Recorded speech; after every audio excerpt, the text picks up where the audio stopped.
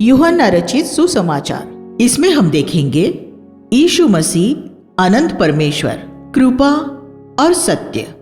आओ, देखो और पीछे हो लो। पहला चिन्ह, कोई दंडाज्ञा नहीं। परमेश्वर की इच्छा पूरी करना, गुणवत्ता बढ़ाना और मात्रा घटाना। सत्य तुम्हें मुक्त करेगा। संसार के लिए मृत, लेकिन परमेश्वर के लिए जीवित। इनसे भी बड़े काम, पवित्र आत्मा का आना।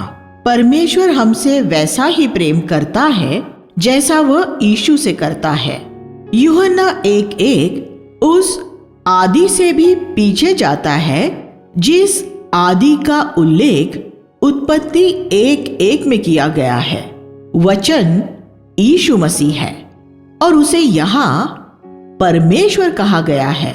यूहन्ना यीशु के दैवी देव होने पर जोर देता है। यीशु अनादि से ही परमेश्वर है। फिर एक दिन वचन देहधारी हुआ। 1:14 वह तब भी परमेश्वर था जब वह हमारी देह में पृथ्वी पर चल रहा था, और वह आज भी परमेश्वर है। यही वजह है कि हम उसकी आराधना करते हैं और उससे प्रार्थना करते हैं। स्वयं यीशु ने कहा कि सिर्फ परमेश्वर ही आराधना के योग्य है। मत्ती 4:10। और जब पृथ्वी पर लोगों ने उसकी आराधना की तो उसने उनकी आराधना को स्वीकार किया। उसे वचन क्यों कहा जाता है? इसके अर्थ में कोई तत्व ज्ञान या उलझाने वाली बात नहीं है। बाइबल एक सहज, आसान पुस्तक है जिसके अर्थ को एक दुखद रूप में बुद्धिजीवी ज्ञानियों ने उलझन भरा बना दिया है। इसे समझने के लिए एक चतुर मन की नहीं, बल्कि एक बच्चे जैसे शुद्ध हृदय की जरूरत होती है। मत्ती 11:25। यूहन्ना जिसने ये पुस्तक लिखी है वो कोई शिक्षित दार्शनिक, फिलोसोफर नहीं, बल्कि एक अशिक्षित मछुआरा था। आज लोग बाइबल सेमिनरी में जाते हैं और इस मछुआरे द्वारा लिखी बातों पर लंबे शोध पत्र लिखते हैं ताकि उन्हें धर्म ज्ञान में डॉक्टरेट की डिग्री मिल जाए। ऐसी डॉक्टरेट की डिग्री जो स्वयं यूहन्ना कभी प्राप्त न कर पाता। एक बोला या लिखा हुआ शब्द एक सुनाई या दिखाई न देने वाले विचार की सुनाई या दिखाई देने वाली अभिव्यक्ति होती है। जब हम अपने विचारों को शब्दों में व्यक्त करते हैं, सिर्फ तभी दूसरे लोग हमें समझ सकते हैं। अगर परमेश्वर स्वर्ग में ही रहता या वह एक आत्मा के रूप में पृथ्वी पर आया होता तो हम उसे कभी न समझ पाते, लेकिन वह यीशु के रूप में आया, इसलिए हम उसे समझ सकते हैं। यही वजह है कि यीशु को वचन कहा जाता है। वह अनदेखे परमेश्वर की सुनाई और दिखाई देने वाली अभिव्यक्ति है। ये शीर्षक उसके अलावा और किसी का नहीं हो सकता। उसमें यीशु में जीवन था और वह जीवन मनुष्यों की ज्योति था। 1:4 ज्योति हमेशा अंधकार को दूर करती है और यीशु का जीवन सब जगह यही करता है। जब यीशु का जीवन हम में आता है तो वह सारे अंधकार को दूर कर देता है। अगर आप एक ऐसे कमरे में हो जिसके सभी खिड़की और दरवाजे बंद हो तो बाहर सूरज की तेज ज्योति होते हुए भी आप अंदर अंधेरे में होंगे। लेकिन अगर आप एक छोटा सा झरोका खोल देंगे तो ज्योति, प्रकाश उसमें से अंदर आ जाएगा। ज्योति का यह स्वभाव है कि उसे थोड़ी सी जगह मिलते ही वह उसमें से प्रवेश कर लेती है। ज्योति की ये अभिलाषा होती है कि वह थोड़ी सी जगह मिलते ही उसमें से प्रवेश करना चाहती है। यीशु का जीवन ऐसा ही है।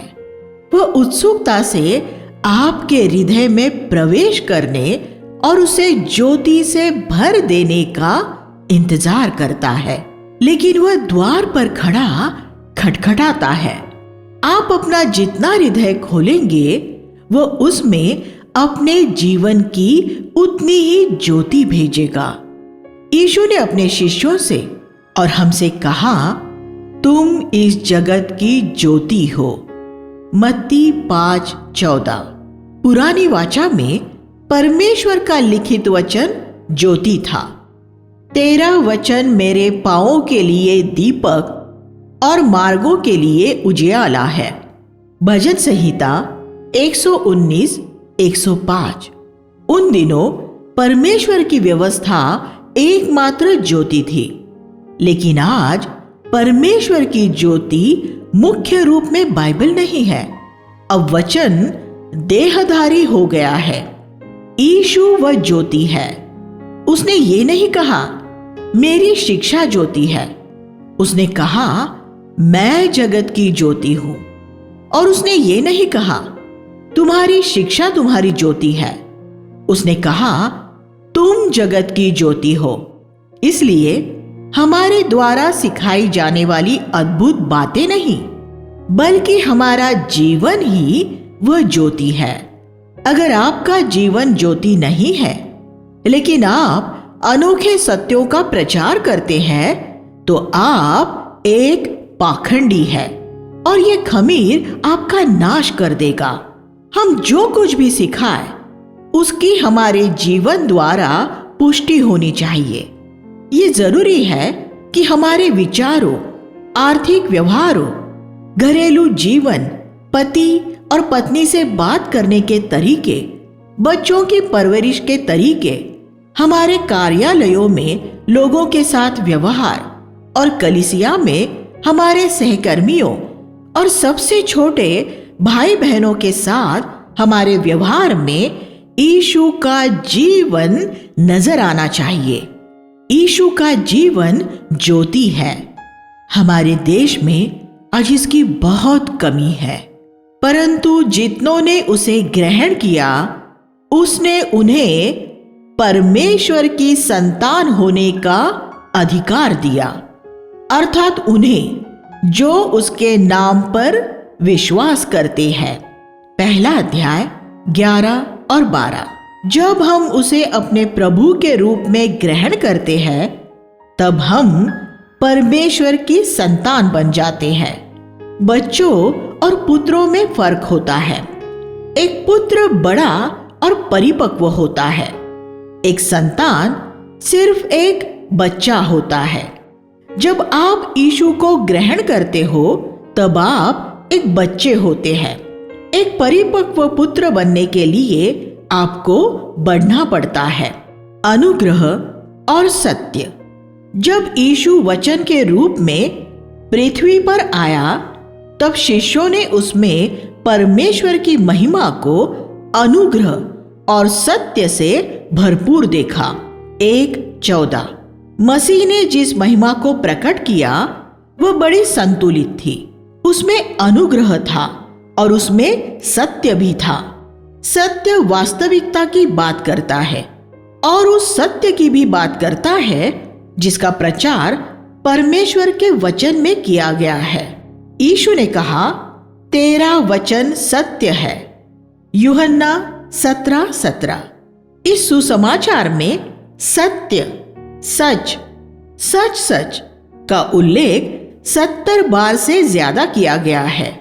ये यूहन्ना की मुख्य विषय वस्तुओं में से है। लेकिन उस सत्य को, जिसमें आज्ञाएं, विधियां और धर्म सिद्धांत है, लोगों के लिए आकर्षित बनाने के लिए उसे अनुग्रह से ढांपना जरूरी है। हमारी देह में हड्डियां हैं जो सत्य का चित्र है, और हड्डियों को ढांपने के लिए शारीरिक मांस है जो अनुग्रह का चित्र है। अगर हम सिर्फ हड्डियां होते तो हम कितने आकर्षक लगते। अगर आप रात में एक हड्डियों के कंकाल को अपनी तरफ आता देखेंगे तो आप भाग खड़े होंगे। लोग फरीसियों से इस वजह से ही दूर भागते थे। उनके पास सत्य तो काफी मात्रा में था, लेकिन उनके पास अनुग्रह नहीं था। कुछ मसीही हर समय सत्य, नियमों और आज्ञाओं पर जोर देते हुए इतने विधिवादी बन जाते हैं कि लोग उनसे दूर ही रहना पसंद करते हैं। यीशु में भी हड्डियां थी, लेकिन उन हड्डियों पर मांस चढ़ा हुआ था। उसमें सत्य अनुग्रह द्वारा ढापा हुआ था। इसलिए बुरे से बुरे पापी भी उसकी ओर आकर्षित होते थे। हम में से बहुत लोगों ने सिर्फ सत्य पर जोर देने द्वारा अपने अपरिवर्तित संबंधियों को प्रभु से दूर हटा दिया है। वे हमें कंगालों के रूप में देखते हैं और उस झूठे मसीह से दूर भागते हैं जिसे हम प्रकट करते हैं। दूसरी ओर ऐसे लोग हैं जो अनुग्रह पर ज्यादा जोर देते हैं। अगर हमारे शरीर में हड्डियां न हो तो हम क्या करेंगे? जब हम खड़े भी नहीं हो पाएंगे, क्योंकि हम ऐसी जेली मछली की तरह होंगे जिसमें कोई हड्डी नहीं होती। हड्डियां न होने के कुछ फायदे भी होते हैं। हम किसी भी जगह में से, किसी भी आकार में से सरक कर जा सकते हैं। कुछ मसीही ऐसे ही होते हैं। उनमें किसी भी धर्म सिद्धांत के प्रति कोई वचनबद्धता नहीं होती। वे कोई भी समझौता करते हुए अपने आप को किसी भी समूह में ढाल लेते हैं, क्योंकि वे इवेंजेलिफिश होते हैं। वे गिरगिट की तरह रंग बदलते हुए अपने वातावरण के अनुसार अपने रंग बदल लेते हैं। इस तरह हम देखते हैं कि अगर हमें जगत के सामने मसीह को एक उपयुक्त रूप में प्रस्तुत करना है, तो उसके लिए अनुग्रह और सत्य दोनों ही जरूरी है। हम में से कोई इस क्षेत्र में सिद्ध रूप में संतुलित नहीं हो सकता। इसी वजह से परमेश्वर ने हमें मसीह की देह दी है। अगर हमारा सत्य का पक्ष ज्यादा प्रबल है, तो परमेश्वर हमारे साथ काम करने वाले ऐसे भाई देगा जिनका अनुग्रह का पक्ष प्रबल होगा। हम उनके बिना परमेश्वर की महिमा प्रकट नहीं कर सकते और वे हमारे बिना परमेश्वर की महिमा प्रकट नहीं कर सकते। लेकिन हम मिलकर मसीह को पूरी तरह प्रकट कर सकते हैं। हमारे जीवन के अंत तक हमें यह स्वीकार करते रहना होगा कि हम असंतुलित हैं। हमारा झुकाव या तो इधर या उधर होगा, और ये कि जब हम मसीह की देह के अन्य अंगों के साथ मिलकर काम करते हैं, सिर्फ तभी हम अपने उद्धार का काम पूरा कर सकते हैं।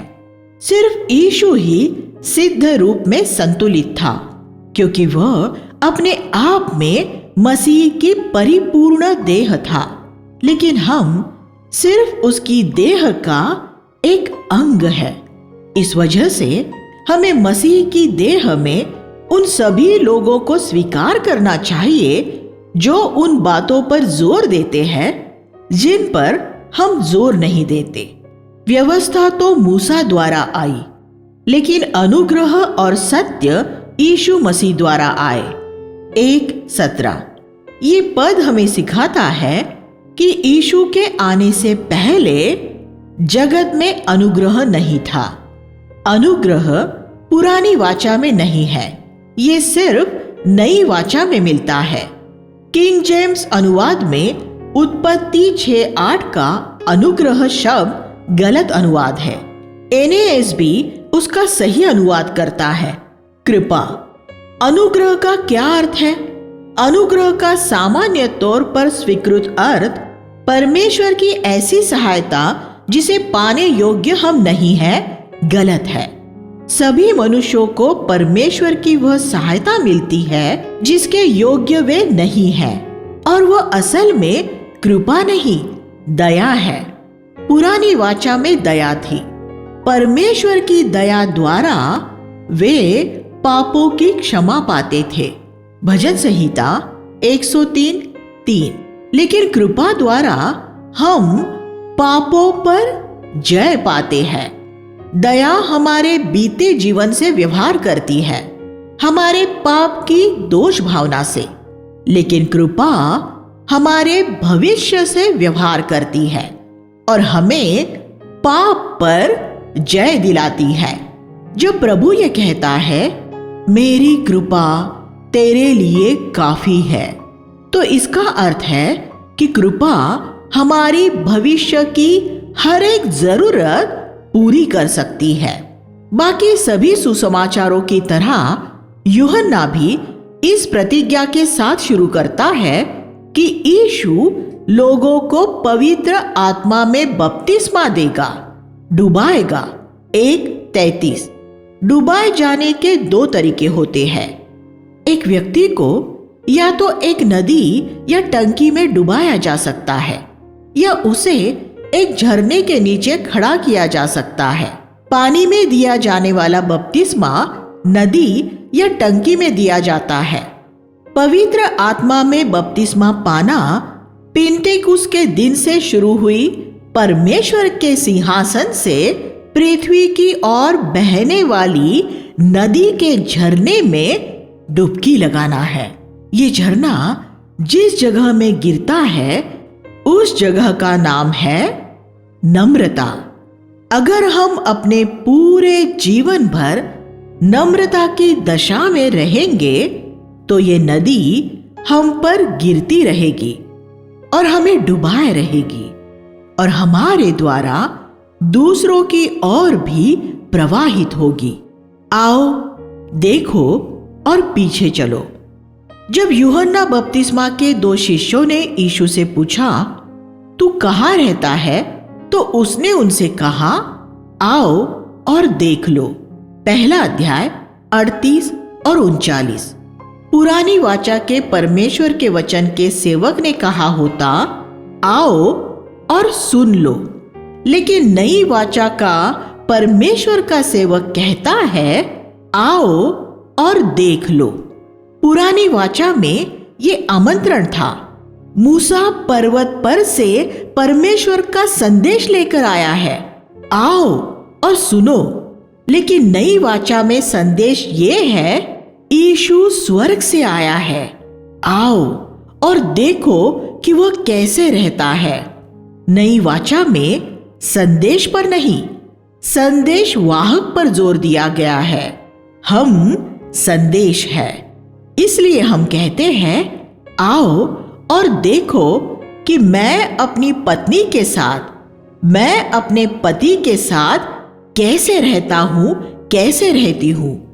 मैं कलीसिया में अपने सहकर्मियों के साथ कैसा व्यवहार करता हूं। मैं अपना हिसाब किताब कैसे करता हूं। मैं अपने बच्चों की परवरिश कैसे करता हूं। आओ और मेरे जीवन के हर एक क्षेत्र को देखो और तुम मेरा अनुसरण कर सकते हो, जैसे मैं मसीह का अनुसरण करता हूं। 1 कुरिन्थियों 11:1। इन दिनों भारत में अमेरिका से बहुत से प्रचारक आते हैं, लेकिन अगर हम ये नहीं जानते कि वह व्यक्ति अपने घर में अपनी पत्नी के साथ या अपने पति के साथ कैसे रहता है, क्या वह तलाकशुदा व्यक्ति है, उसने अपने बच्चों की परवरिश कैसे की है, उसने कैसी कलीसिया का निर्माण किया है, तो कम से कम मैं तो उसे अपने कलीसिया में बोलने की अनुमति नहीं दूंगा। मैं सामर्थी प्रचार से प्रभावित नहीं होऊंगा। मैं सिर्फ ऐसे व्यक्ति का आदर करूंगा जो ये कह सकता हो, आओ और देखो कि मैं कैसे रहता हूं। लेकिन अगर आप सिर्फ इतना कह सकते हैं, आओ और देखो कि मैं कितना अच्छा प्रचार करता हूं या बीमारों को चंगा करता हूं, तो मुझे उसमें कोई दिलचस्पी नहीं होगी। ऐसा व्यक्ति पुरानी वाचा का सेवक है और वह सिर्फ एक पुरानी वाचा की ही कलीसिया बनाएगा। जो लोग सिर्फ इतना कह सकते हैं, आओ और सुनो, वे सिर्फ बेबीलोन का ही निर्माण कर सकते हैं। ये हो सकता है कि वे सही धर्म सिद्धांतों पर जोर देने वाले हो और उसके लिए संघर्ष भी करते हो, लेकिन वे सत्य का प्रदर्शन अपने जीवन में प्रदर्शित नहीं कर रहे हैं। अगर उनके धर्म सिद्धांत वास्तव में सत्य है, तो वह उनके जीवन में भी सत्य वास्तविकता पैदा करेगा। अगर उनका धर्म सिद्धांत एक पवित्र जीवन उत्पन्न नहीं करता, तो उनका धर्म सिद्धांत गलत ही होना चाहिए। यीशु में जीवन था और वह जीवन मनुष्यों की ज्योति था। यूहन्ना की विषय वस्तु, उसके सुसमाचार और उसकी पत्रियों में भी जीवन है। ये जीवन हजारों सालों तक छुपा हुआ था। मनुष्य परमेश्वर से सिर्फ शब्द पा सकते हैं, फिर वचन देहधारी हो गया और अब हम उस अनंत जीवन का अनुभव पा सकते हैं। ये वास्तविक सुसमाचार है। इसलिए पौलुस ये कह सका था, मेरा अनुसरण करो जैसे मैं मसीह का अनुसरण करता हूँ। 1 कुरिन्थियों 11:1। परमेश्वर का हर एक सेवक ये कहने योग्य होना चाहिए। कुछ प्रचारक कहते हैं, मेरा नहीं, मसीह का अनुसरण करो। ये बात सुनने में बड़ी नम्रता भरी लगती है, लेकिन ये वचन के अनुसार नहीं है। वे ऐसा क्यों कहते हैं? क्योंकि वे जानते हैं कि उनके जीवन एक बुरे उदाहरण है, और अगर ऐसा है तो उसे बिल्कुल भी प्रचार नहीं करना चाहिए। उसे पहले अपने घर जाकर अपने जीवन को ठीक करना चाहिए। जब हम दूसरों से ये कहते हैं कि वे हमारा अनुसरण करें जैसे हम मसीह का अनुसरण करते हैं, तो इसका अर्थ ये नहीं है कि हम मसीह जैसे हो जाने का दावा कर रहे हैं। नहीं, हम पर्वत की उस चोटी पर अभी नहीं पहुंच गए हैं। वो मसीह के दूसरे आगमन पर ही होगा। लेकिन हम पर्वत के नीचे भी नहीं बैठे हैं। हमारा ये कहना है कि सुसमाचार ने हमारा जीवन, हमारे विचार, हमारी बातचीत, हमारा आर्थिक लेन देन और हमारा सामान्य व्यवहार बदलना शुरू कर दिया है, और हम दूसरों से कह रहे हैं कि वे भी पूरी तरह से बदलकर मसीह समान हो जाने के लिए हमारे साथ मिलकर इस पर्वत पर चढ़े। मैंने एक भाई के बारे में सुना जो पश्चिम के एक देश से भारत की यात्रा पर आया। उसने रेलगाड़ी का प्रथम श्रेणी का टिकट लिया और गाड़ी में बैठ गया। उसने देखा कि उसकी जगह पर कोई और बैठा था जो उसकी जगह खाली नहीं करना चाह रहा था। उसने लड़ने की बजाय उसने शौचालय के पास अखबार बिछाया और वहां बैठ गया।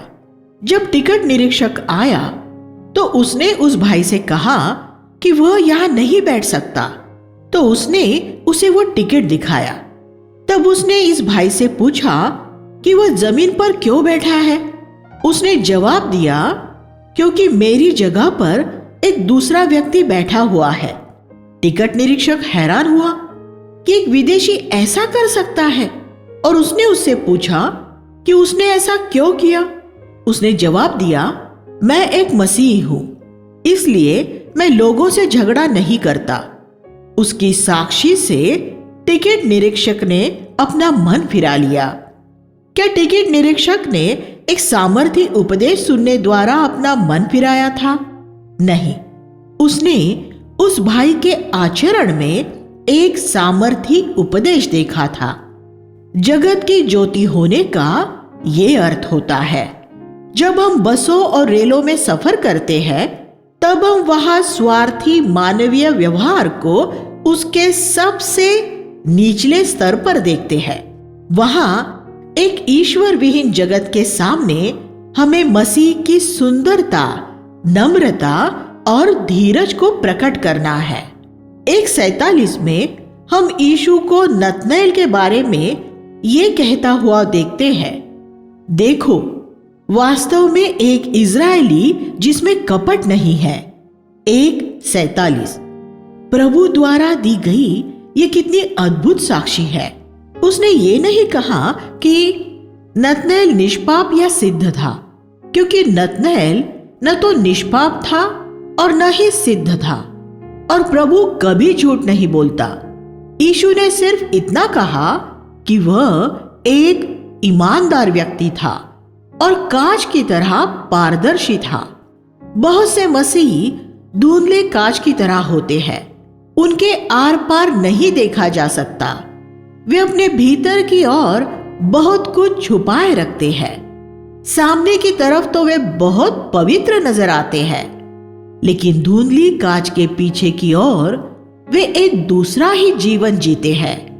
कपट का न होना साफ कांच की तरह एक ऐसे जीवन का होना है जिसमें हमारे भीतरी और हमारे बाहरी जीवन में छुपाने लायक कुछ न हो। ये हो सकता है कि हम क्रोध आदि से हार रहे हो, लेकिन हम ईमानदारी से वह स्वीकार कर लेते हैं। हम पाखंड नहीं करते। प्रकाशित वाक्य 21 में हमें बताया गया है कि नया यरूशलेम यीशु मसीह की कलीसिया एक स्वच्छ कांच की तरह है। अगर हम कलीसिया में रहना चाहते हैं तो हमारा जीवन ऐसा होना चाहिए। पहला चिन्ह। अध्याय 2 में हम काना गांव में आयोजित एक विवाह के बारे में पढ़ते हैं, जिसमें यीशु और उसके शिष्य भी आमंत्रित थे। 2:11 में हम पढ़ते हैं, गलील के काना में यीशु ने अपने अद्भुत चिन्हों का आरंभ किया। यूहन्ना यीशु के चमत्कारों को चिन्ह कहता है। इसका अर्थ है कि हर एक चमत्कार एक दृष्टांत भी था। उसमें एक आत्मिक संदेश था। यह क्या संदेश है? सबसे पहले ये, सांसारिक बातों में आपके आनंद का दाखरस एक न एक दिन खत्म हो जाएगा। यीशु आपको स्वर्गीय दाखरस देगा, पवित्र आत्मा में धार्मिकता, शांति और आनंद। रोमियो 14:17। जब आपका सांसारिक दाखरस खत्म हो जाए तो ईमानदारी से स्वीकार कर ले और प्रभु से कहे, जैसे मरियम ने कहा था, आपको बस इतना ही करना है। आपको दाख की बारी में जाकर अंगूर इकट्ठे करने और उन्हें कुचल के उनसे दाखरस बनाने की जरूरत नहीं है।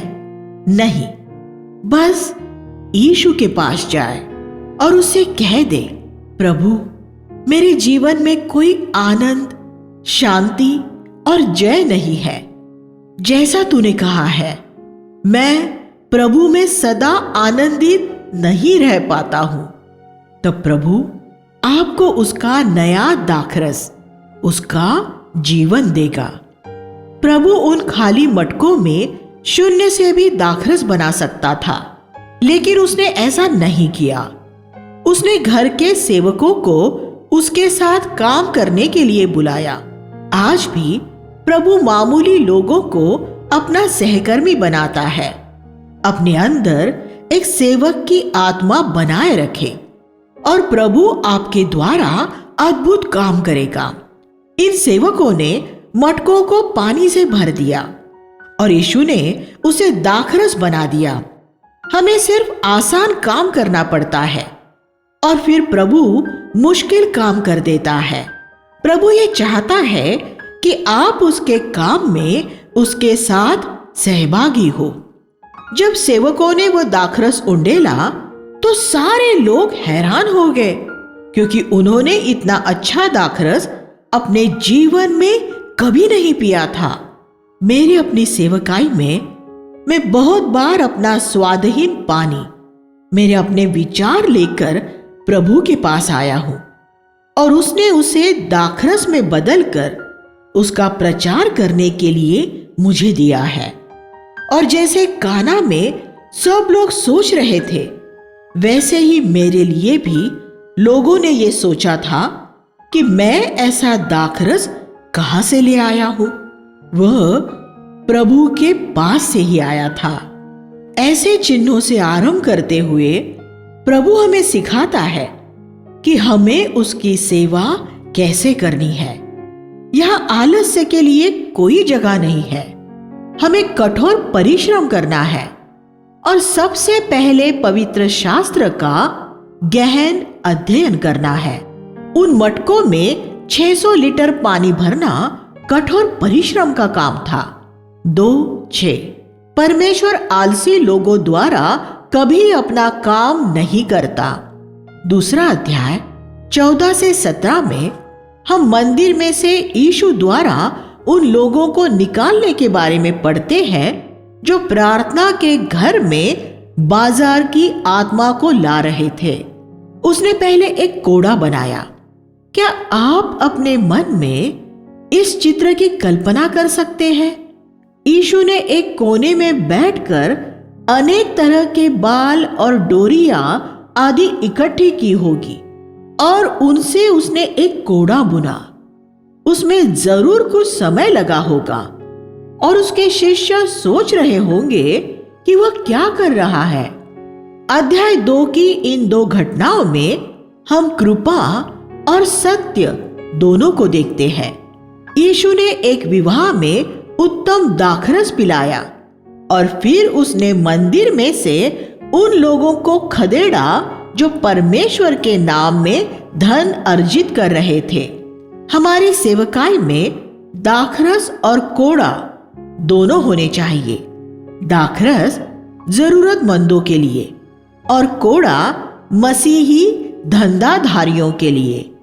जब हम पुलपिट में खड़े हो तो वहां हमें परमेश्वर के एक जन के रूप में खड़ा होना है।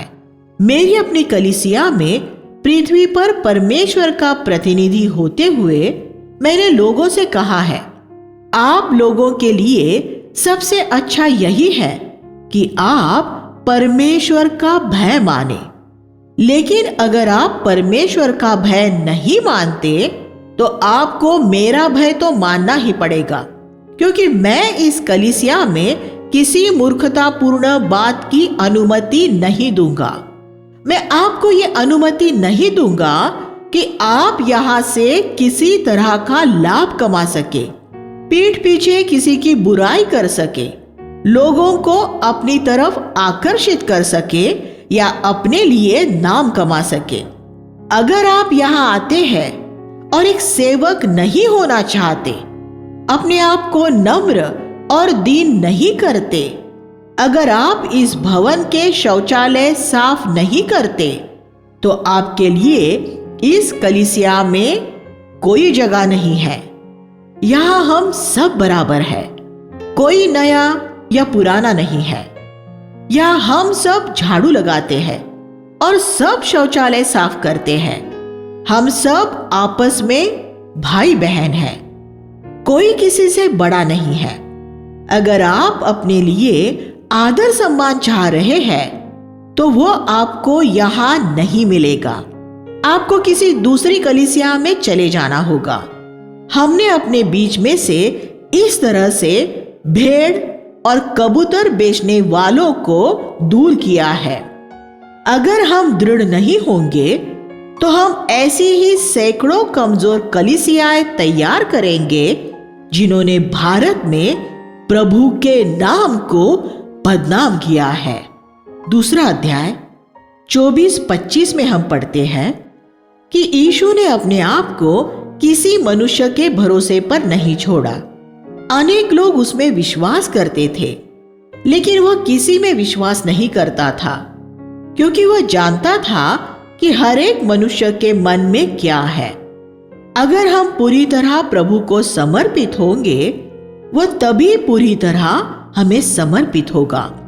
अध्याय 3 में हम निकोदेमुस को रात में यीशु से भेंट करने के लिए आता हुआ देखते हैं। इस पृथ्वी की सतह पर चलने वालों में यीशु मसीह सबसे महत्वपूर्ण व्यक्ति हुआ है।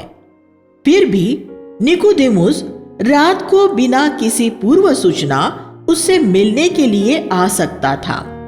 मुझे नहीं मालूम कि वो मध्य रात्रि का समय था या नहीं, लेकिन यीशु ने उससे बात करने के लिए समय निकाला।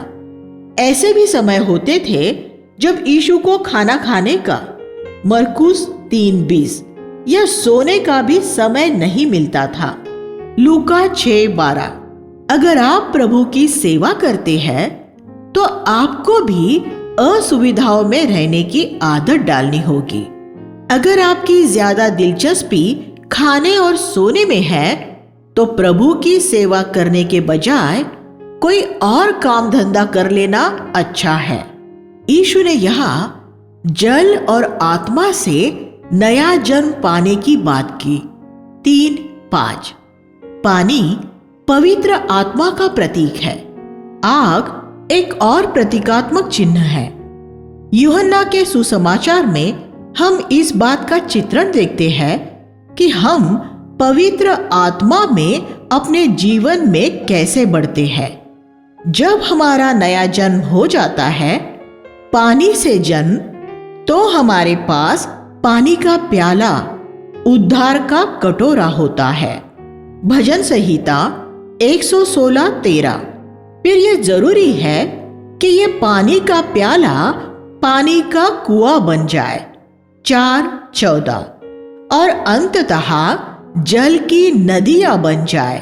यूहन्ना 7:38। जब हमारा पानी से जन्म होता है तो पवित्र आत्मा आकर हमें एक नए जीवन की रचना करता है। फिर प्रभु हमारी अगुवाई करते हुए हमें पानी के कुएं के पास ले जाता है।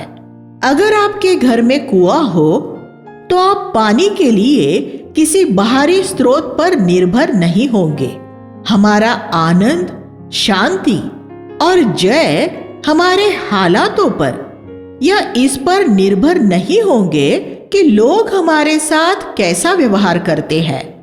फिर प्रभु हमें तीसरे स्तर पर ले जाता है, जहां से ये पानी बहुत सी दिशाओं में बहकर बहुत से लोगों को आशीष देने वाला बन जाता है। हमें तब तक संतुष्ट नहीं होना चाहिए जब तक हम तीसरे स्तर पर न पहुंच जाए। कोई दंड की आज्ञा नहीं।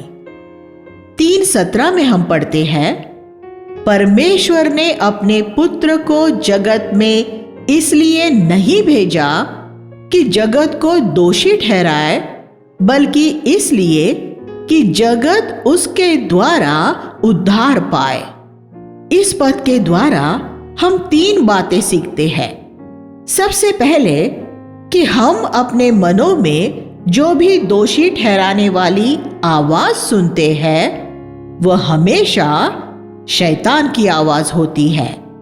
पवित्र आत्मा हमें खास पापों के लिए दोषी ठहराता है, लेकिन वह हमें कभी इस तरह से दोषी नहीं ठहराता कि हम निकम्मे हैं, यह हमारे लिए अब कोई आशा नहीं बची है आदि। दूसरी बात, हमें परमेश्वर के वचन का कभी इस तरह प्रचार नहीं करना चाहिए कि हमारा संदेश सुनने के बाद लोग स्वयं को दंड का पात्र मानने लगेंगे। उनमें हमेशा ये उत्साह बना रहना चाहिए कि उनमें से सबसे बुरे पापी के लिए भी आशा है। तीसरी बात, जब हम गैर मसीहों के बीच साक्षी हो तो हमारी साक्षी उन्हें दोषी ठहराने के लिए नहीं, बल्कि उन्हें बचाने के लिए हो। अपनी युवावस्था में मैं सड़कों, रेलगाड़ियों और बसों में बहुत से ट्रैक्ट बांटता था। ये मैं इसलिए करता था कि मैं उनके लहू का दोषी नहीं ठहरना चाहता था। मेरा लक्ष्य उनका उद्धार नहीं था और निश्चय ही मैं उनमें से किसी के लिए यीशु की तरह मरने को तैयार नहीं था। जब भी मैं उन्हें ट्रैक देता था तो अपने मन में कहता था, अब मैंने तुम्हें ट्रैक दे दिया है, अब तुम्हारा लहू मेरे हाथों पर नहीं है। मैं अपने विवेक को शांत करने के लिए उन्हें ट्रैक देता था ताकि वे फिर मेरी तरफ इशारा करके ये न कह सके कि मैंने उन्हें सुसमाचार नहीं सुनाया था। मैं ये नहीं चाहता था कि वे अंतिम दिन मुझसे ये कहे, तुमने मुझे यीशु के बारे में नहीं बताया था। लेकिन मैंने ये जान लिया है कि ये सुसमाचार सुनाने का तरीका नहीं है। परमेश्वर ने अपने पुत्र को लोगों को दोषी ठहराने के लिए नहीं, बल्कि उन्हें बचाने के लिए भेजा था। अब मैं 1000 ट्रैक बांटकर एक भी आत्मा न बचाने की बजाय एक ट्रैक देकर एक आत्मा बचाना चाहूंगा। 3:30 में हम यूहन्ना बपतिस्मा के जीवन का आदर्श वाक्य पाते हैं।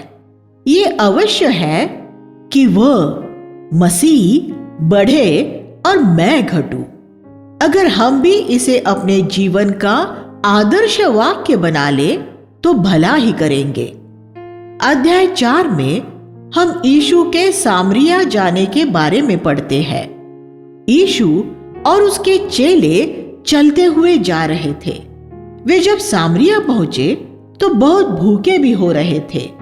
अगर हम सुसमाचार प्रचारकों के एक समूह के रूप में किसी नगर में जाए और वहां भूखे हो जाए तो हम क्या करेंगे? तो हम किसी भोजनालय में जाकर खाना खा लेंगे।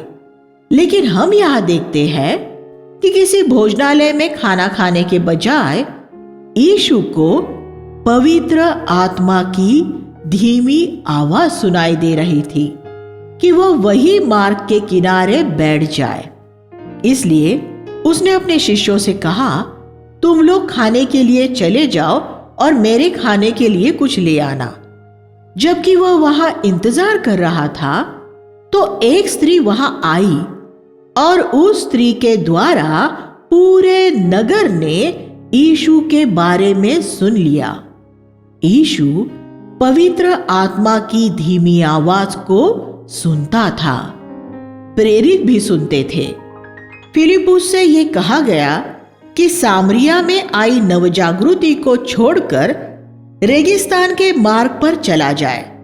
जब उसने आज्ञा का पालन किया तब उसे एक इथियोपियाई खोजा मिला जिसने मन फिराया और वह सुसमाचार को इथियोपिया ले गया जहां हजारों लोगों ने मन फिराया था। इथियोपिया में 2000 सालों से मसीही लोग हैं क्योंकि उस दिन फिलिपुस ने पवित्र आत्मा की आवाज सुनी थी और फिलिपुस क्योंकि कई घंटों तक विश्वास योग्य रहते हुए रेगिस्तानी गर्मी में चला था, इसलिए लौटते समय परमेश्वर ने उसे मुफ्त हवाई यात्रा कराते हुए उसे वापस घर पहुंचा दिया था। प्रेरितों अध्याय 8:39। पतरस को प्रार्थना करते समय कुरनेलियुस के घर जाने के लिए कहा गया जहां उसकी जाने की कोई योजना नहीं थी। प्रेरितों अध्याय 10। यीशु ने सामरी स्त्री से कहा कि वह अपने पति को बुला लाए। 4:16। स्त्री ने कहा कि उसका कोई पति नहीं है। यीशु ने कहा, तूने ठीक कहा है, मेरा कोई पति नहीं है, क्योंकि तेरे 5 पति हो चुके हैं और अब जो तेरे पास है वह भी तेरा पति नहीं है। 4:18। अब वह स्त्री बहुत लज्जित हो गई और उसने फौरन बात बदलकर आराधना के बारे में बात शुरू कर दी। पद 20। और यहां हम यीशु की कृपा देखते हैं। उसने उसकी शर्मिंदगी को भांपकर खुद ही विषय को बदल दिया। वह सत्य और कृपा से भरपूर था। अगर आप पवित्र आत्मा को ये अनुमति दे कि वह यहां आपको यीशु की महिमा दिखाए तो वह आपको उसकी समानता में बदल देगा। ये एक अद्भुत बात है कि यीशु ने एक अध्यक्ष बिशप के साथ तो उद्धार के प्राथमिक सत्यों की बात की, अध्याय 3, और आराधना के गहरे सत्यों के बारे में एक 5 बार तलाकशुदा पापी स्त्री से बात की, अध्याय 4। ये स्पष्ट है कि यीशु ने उसमें सत्य के लिए उस बिशप से ज्यादा भूख देखी थी। पिता जो स्वर्ग में है ऐसे आराधक ढूंढ रहा है जो आत्मा और सच्चाई वास्तविकता में उसकी आराधना करेंगे। पुरानी वाचा में लोग सिर्फ उनकी देह और जीव में आराधना कर सकते थे, तालियां बजाने और भावनाओं आदि में। आज भी बहुत लोग परमेश्वर की आराधना ऐसे ही करते हैं, लेकिन यीशु ने कहा कि ऐसा समय आ रहा है जबकि सच्चे आराधक आत्मा में भी आराधना करेंगे। यीशु की मृत्यु के बाद अब वह समय आ चुका है, क्योंकि महापवित्र स्थान का पर्दा बीच में से फट चुका है और अब मनुष्य अपनी देह को एक जीवित बलिदान के रूप में अर्पित करते हुए सीधा परमेश्वर की उपस्थिति में जा सकता है, जिसका परिणाम आत्मा में आराधना होगा। रोमियो 12:1। परमेश्वर की इच्छा पूरी करना। यीशु ने अपने शिष्यों से 2 बातें कही। पहली, मेरा भोजन यह है कि अपने भेजने वाले की इच्छा पूरी करूं और उसका काम पूरा करूं। 4:34। उसका खाना इधर उधर भागना और परमेश्वर के लिए कुछ करना नहीं, बल्कि सिर्फ वह करना था जो उसका पिता चाहता था कि वह करे। दूसरी बात, उसने अपने शिष्यों से कहा कि वे अपनी नजर उठाकर देखे कि खेत कटनी के लिए पके हुए थे। 4:35। कुछ को बोने के लिए और कुछ को काटने के लिए बुलाया गया है। 4:36। मेरी सेवकाई मुख्य तौर पर काटने की रही है। यीशु ने कहा, मैं तुम्हें वहां काटने के लिए भेजता हूं जहां दूसरे लोगों ने परिश्रम किया है। 4:38। 200 साल पहले विलियम कैरी भारत आए थे और बहुत पीड़ा सही और बहुत बोया। उसके बाद और भी बहुत से मिशनरी आए और उन्होंने भी बहुत बोया, लेकिन अपने परिश्रम का बहुत कम फल देखा। लेकिन आज जब मैं तमिलनाडु के दूर गांवों में जाता हूं तो मैं वहां उन मिशनरियों द्वारा बोए हुए को काटता हूं। उन्हें मुझसे बहुत ज्यादा प्रतिफल मिलेगा, क्योंकि उन्होंने वर्षों तक ज्यादा फल देखे बिना बोने का काम किया था। सुसमाचार प्रचारक जाता है और लोगों को मसीह के पास लाता है, फिर उसे उस मन फिराए व्यक्ति को एक शिक्षक या पालक को सौंप देना होता है कि फिर उन्हें मसीह की देह में निर्मित किया जा सके। इसमें कोई स्पर्धा नहीं है। कुछ पास्टर कहते हैं, तुम मेरी भेड़ें चुरा रहे हो। वे आपकी या मेरी नहीं, परमेश्वर की भेड़ें हैं। अगर वे आपकी भेड़ें हैं तो वे सभी नरक में जाएंगी, सिर्फ प्रभु की भेड़ें ही स्वर्ग में जाएंगी। मुझे एक सुसमाचार प्रचारक की बात याद है, जिसे एक बार सड़क पर एक शराबी मिला। शराबी ने कहा, क्या तुमने मुझे पहचाना? मैं वही हूं जिसने आपके प्रचार द्वारा मन फिराया था।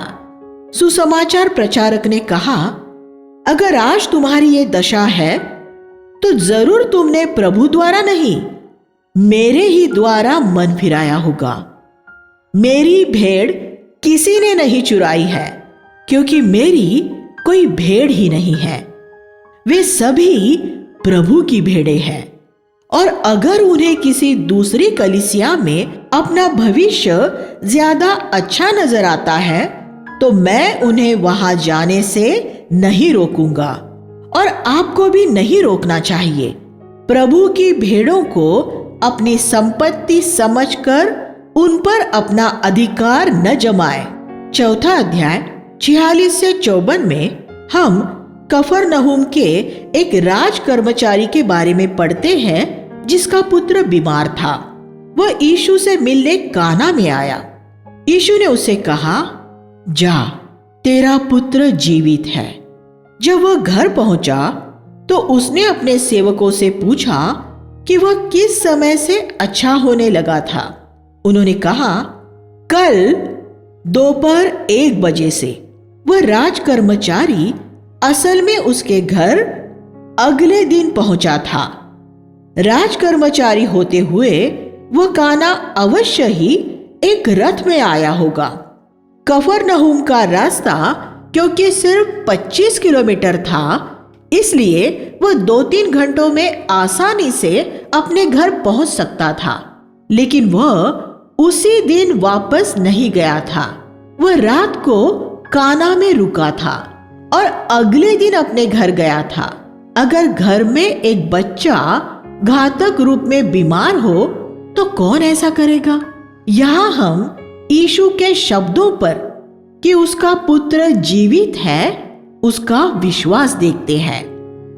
इस वजह से उसे घर जाने में जल्दबाजी करने की जरूरत ही नहीं पड़ी।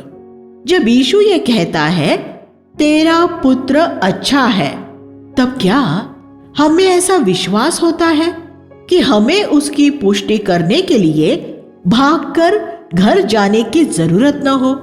अध्याय 5 में हम पढ़ते हैं, बैतसैदा में ऐसे बहुत लोग थे जो बीमार, अंधे, लंगड़े और सूखे अंग वाले थे।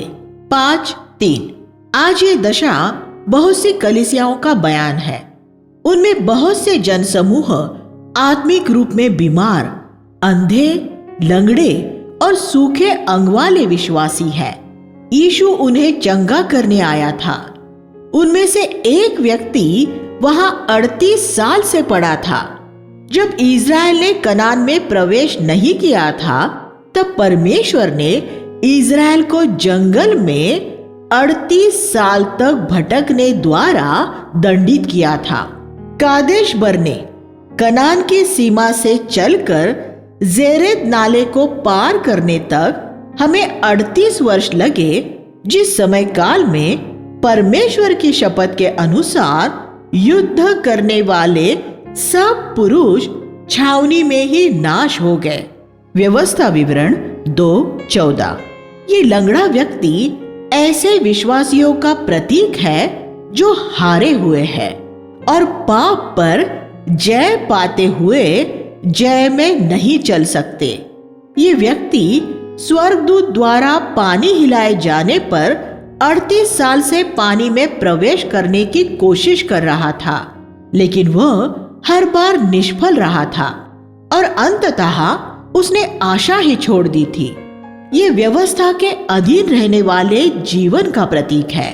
आप जय पाने की बार बार कोशिश करते हैं और हर बार नाकाम होते हैं और अंत में थक कर हार जाते हैं, और फिर यीशु आता है और आप एक पल में ही जय पा लेते हैं।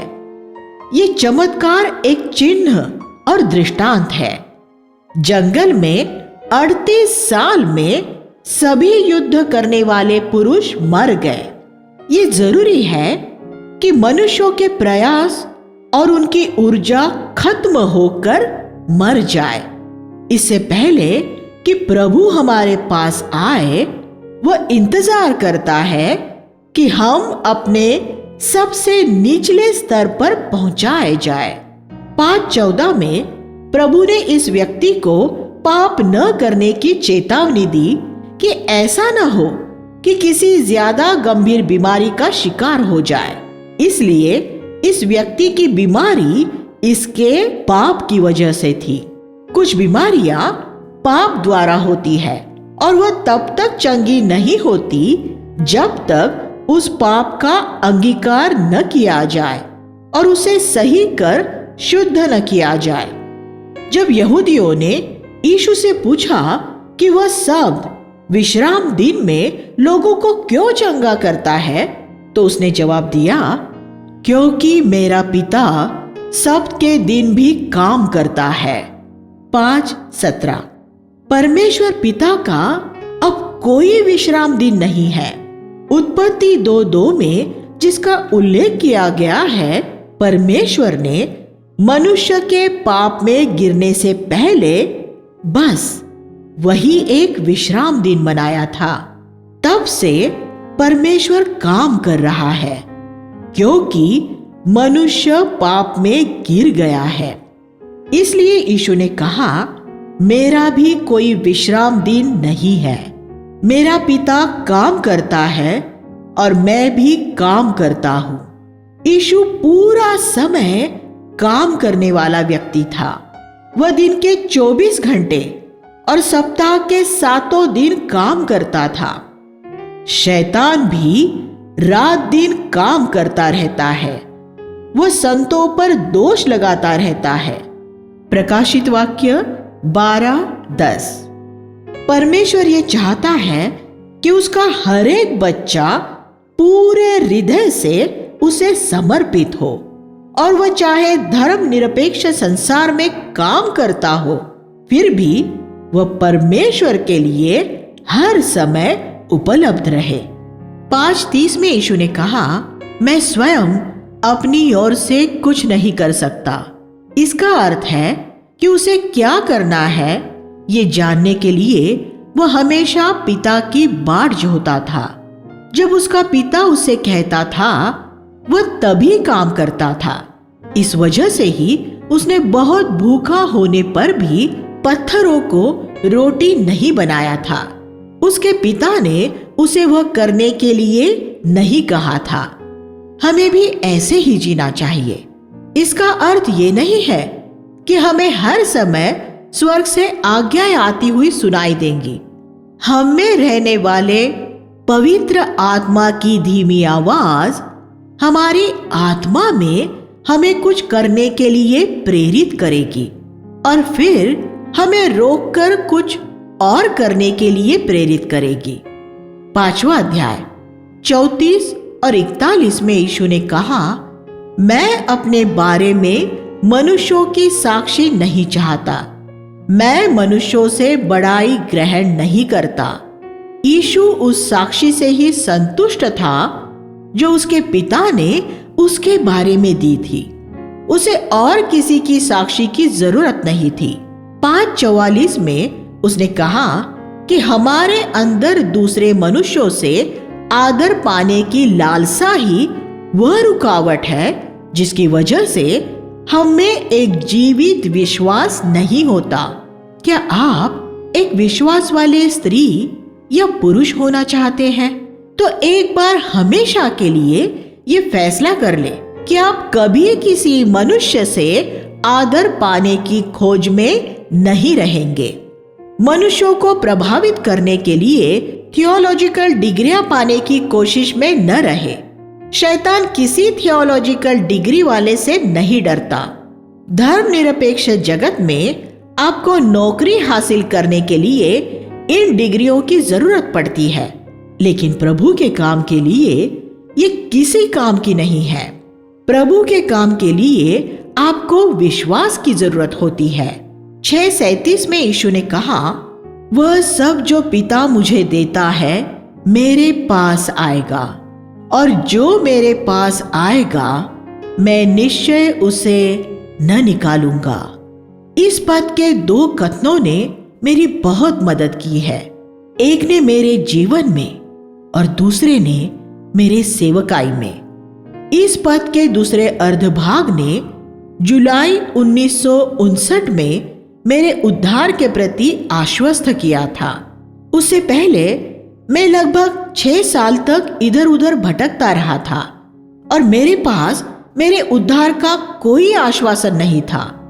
लेकिन उस दिन मैंने प्रभु के इस वचन पर विश्वास किया और यह समुद्र में लंगर डालने जैसा था। उसके बाद मुझे अपने उद्धार के बारे में कभी कोई संदेह नहीं हुआ। इस पद के पहले अर्धभाग ने मेरी सेवकाई में मेरी बहुत मदद की है। मुझे यह समझ आया कि परमेश्वर ने जिन लोगों की सेवकाई करने के लिए मुझे बुलाया है वे सभी मेरे पास आएंगे। इसलिए मुझे यहाँ वहां जाकर लोगों को दबोचने की कोई जरूरत नहीं होगी। पृथ्वी पर परमेश्वर के बहुत से सेवक हैं और वह हर एक सेवक का भाग नियुक्त करता है कि उसे किन की सेवा करनी है। मुझे किसी ऐसे व्यक्ति को दबोचने की जरूरत नहीं है जिसकी सेवा के लिए उसने किसी और को नियुक्त किया हुआ है। ये चोरी करना होगा। अगर परमेश्वर ने यह तय किया है कि एक भाई का पालन किसी दूसरे अगुए द्वारा हो, तो मैं उसमें परमेश्वर के साथ सहमत हूं और मुझे इस बात का समर्थन करना चाहिए और उस भाई को मेरी नहीं, उस अगुए की कलीसिया में जाने के लिए उत्साहित करना चाहिए। आइए हम प्रार्थना करें। हे स्वर्गीय पिता, हम आपके अद्भुत शब्द के लिए धन्यवाद करते हैं जो हमें आगे ले जाता है, हमारा मार्गदर्शन करता है। आपकी इच्छा पूरी करने के लिए हमारी मदद कीजिए। इस पृथ्वी पर अपना उद्देश्य पूरा कीजिए। यीशु के नाम में हम मांगते हैं, आमीन।